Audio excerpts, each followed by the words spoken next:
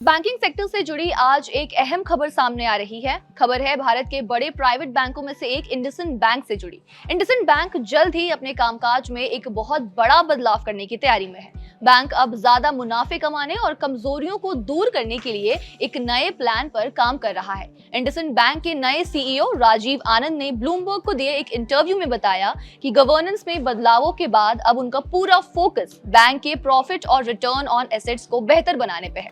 ये जल्द ही एक बड़े रीस्ट्रक्चरिंग यानी पुनर्गठन के रूप में सामने आएगा। इस रीस्ट्रक्चरिंग में दो अहम बातें होंगी। पहला, खराब परफॉर्म करने वाले कर्मचारियों पर कार्रवाई की जाएगी ताकि काम में सुधार आ सके। हालांकि सीईओ ने साफ किया कि कुल कर्मचारियों की संख्या कम नहीं होगी। इसके अलावा बैंक अब अपनी बैलेंस शीट को मजबूत करने के लिए आर्टिफिशियल इंटेलिजेंस यानी कि एआई पर ज्यादा निवेश करेगा और साथ ही वो अपने रिटेल बैंकिंग बिजनेस को भी बड़े पैमाने पर बढ़ाएगा। हिंदुजा परिवार द्वारा समर्थित इंडसइंड बैंक ने हाल ही में एक मुश्किल दौर देखा है, जिसकी वजह से अब बैंक में बड़े बदलाव किए जा रहे हैं। बैंक में लगभग 1960 करोड़ की एक बड़ी अकाउंटिंग गड़बड़ी सामने आई। इस गड़बड़ी के सामने आने के बाद जांच शुरू हुई और बैंक के पूर्व सीईओ समेत कई बड़े अधिकारियों को पद से इस्तीफा देना पड़ा।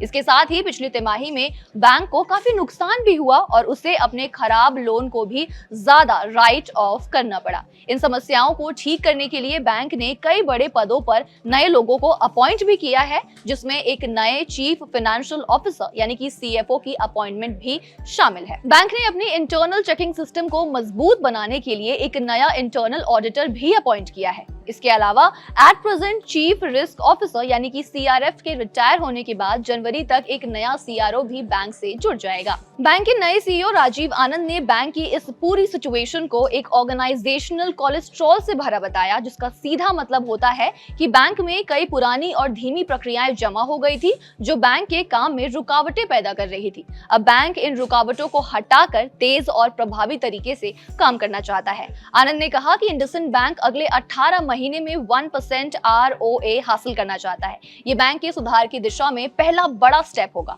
उन्होंने कहा कि जब ये टारगेट पूरा हो जाएगा तब बैंक अपनी नई महत्वाकांक्षाओं को तय कर सकेगा। इंडसइंड बैंक पहले मुख्य रूप से कमर्शियल व्हीकल लोन और माइक्रो फाइनेंस में काम करता था। अब बैंक अपने रिटेल लोन बिजनेस को भी बढ़ाने पर विचार कर रहा है।